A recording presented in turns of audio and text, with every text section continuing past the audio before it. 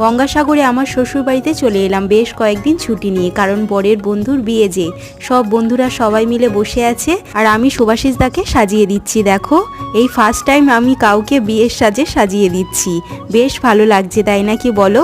আমাদের বর কিন্তু খুবই হ্যান্ডসাম, আর আজকে না আমি আর আমার বর ম্যাচিং করে পড়েছি। আমাদের দুজনকে কেমন লাগছে, শুভাশিস দাকে কেমন লাগছে অবশ্যই তোমরা কমেন্টের মাধ্যমে জানিও।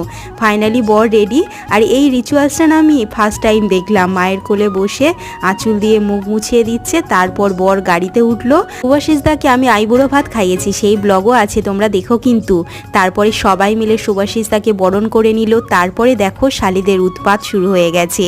প্রথমে লঙ্কা মিষ্টির মধ্যে দিয়ে নিয়ে চলে এসেছিল, তো শুভাশিস দা সেটা বুঝে গেছে, খায়নি। তারপরে গ্লাসের মধ্যে নুন জল করে নিয়ে চলে এসেছিল, পানের মধ্যেও কিছু একটা ছিল। এটা শুভাশিস দার ভাইজি, কি কিউট না। তারপর বৌদিকে দেখিয়ে দিলাম, চলো আজ আসি, টাটা।